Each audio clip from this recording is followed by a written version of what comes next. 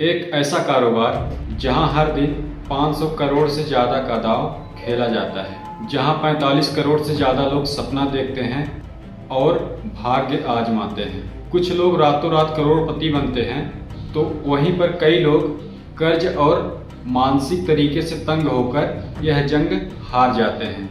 यह है भारत की 23,000 करोड़ रुपए की ऑनलाइन गेमिंग उद्योग, और इस उद्योग पर ऑनलाइन गेमिंग बिल 2025 ने दस्तक दे दी है।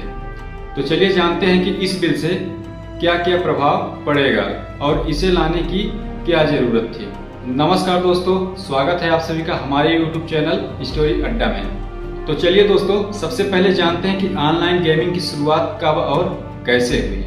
2000 के दशक में भारत में इंटरनेट का प्रसार शुरू हुआ, लेकिन उस दौरान गेमिंग सिर्फ पीसी और कंसोल गेम्स तक सीमित थी। सबसे बड़ा बदलाव आया सन 2008 में, जब आईपीएल की शुरुआत हुई। आईपीएल के आने के बाद फैंटेसी क्रिकेट ऐप्स की शुरुआत की गई, जिसकी वजह से लोगों को लगा कि अपने क्रिकेट नॉलेज के जरिए वो पैसा कमा सकते हैं। फिर सन 2016 आते आते जियो की धमाकेदार एंट्री होती है। इंटरनेट सस्ता हुआ और सबके हाथ में स्मार्टफोन आ गया, और फिर PUBG, free fire, candy crush, rummy, तीन पत्ती जैसे गेमों ने अपनी अपनी जगह बनाना शुरू किया। और इंटरनेट की उपलब्धता और सभी के हाथों में स्मार्टफोन आ जाने से इसका क्रेज दिनों दिन बढ़ता चला गया। फिर कोविड-19 के कारण हुए लॉकडाउन से इस गेमिंग प्लेटफॉर्म को बहुत ही बड़ा बूस्ट मिला, और फिर 2024 आते आते यह उद्योग 23,000 करोड़ के पार पहुंच गया। और ऐसा अनुमान था कि 2027 आते आते यह उद्योग 70,000 करोड़ के पार पहुंच सकता था। लेकिन सरकार ने यह नया बिल लाकर पूरे अनुमानों पर प्रश्न चिन्ह लगा दिया है। तो चलिए जानते हैं कि जब सब कुछ इतना बढ़िया चल रहा था और इतना बड़ा कारोबार खड़ा हो चुका था, तो सरकार को आखिरकार ऑनलाइन गेमिंग बिल 2025 क्यों लाना पड़ा। जहां कुछ लोग ऑनलाइन गेम्स के जरिए लाखों रुपए जीत रहे थे, तो करोड़ों लोग ऐसे भी थे जिन्होंने अपना सब कुछ खोकर कर्ज में डूब चुके थे। 2024 में रिपोर्ट आई कि सिर्फ एक साल में ही 1000 से ज्यादा आत्महत्या के केस सीधे ऑनलाइन गेमिंग की लत से जुड़े हुए थे। कई प्लेटफॉर्म्स पर धोखाधड़ी, मनी लॉन्ड्रिंग और टैक्स चोरी की भी जांच शुरू हो गई थी।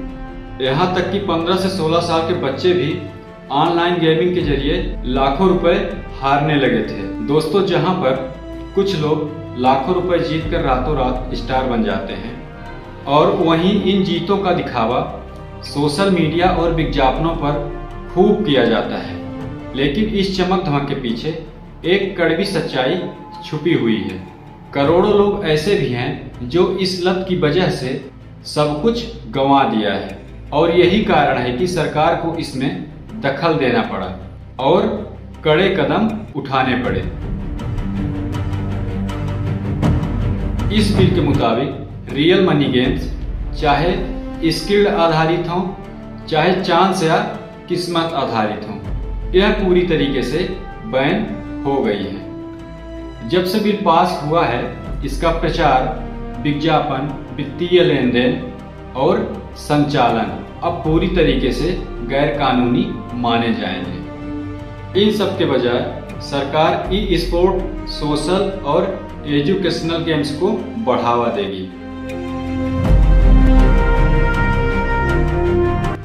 रियल मनी गेम्स चलाने पर 3 साल तक की जेल और 1 करोड़ रुपए का जुर्माना, या फिर दोनों तरह से दंडित किया जाएगा।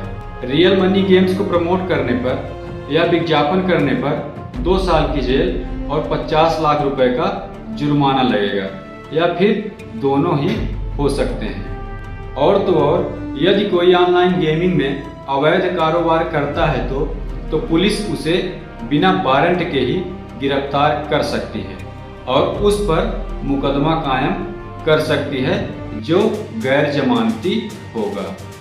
हालांकि जब से यह बिल पास हुआ है, तब से कई प्रचलित प्लेटफॉर्मों ने अपने अपने प्लेटफॉर्मों से मनी गेमिंग को तत्काल प्रभाव से बंद कर दिया है। वहीं दूसरी ओर कुछ उद्योग समूहों का कहना है कि अगर प्रतिबंध लागू होता है तो बड़े पैमाने पर नुकसान होगा।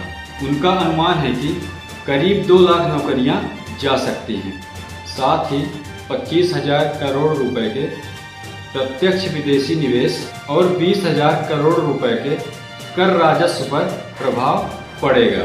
और कुछ विशेषज्ञों का मानना है कि 45 करोड़ भारतीय यूजर्स अवैध विदेशी प्लेटफॉर्म की ओर आकर्षित हो सकते हैं। उनका कहना है कि इस तरह के पूर्ण प्रतिबंध से उद्योग पूरी तरीके से नष्ट हो जाएगा। तो फाइनली दोस्तों, इस वीडियो को यहीं पे एंड करते हैं। आप सभी का क्या मानना है? क्या पूरी तरीके से ऑनलाइन गेमिंग को बैन करना चाहिए या नहीं? आपकी क्या राय है कमेंट बॉक्स में ज़रूर बताइएगा। आपसे पुनः मुलाकात होगी फिर एक नए वीडियो में नए टॉपिक के साथ। तब तक के लिए धन्यवाद।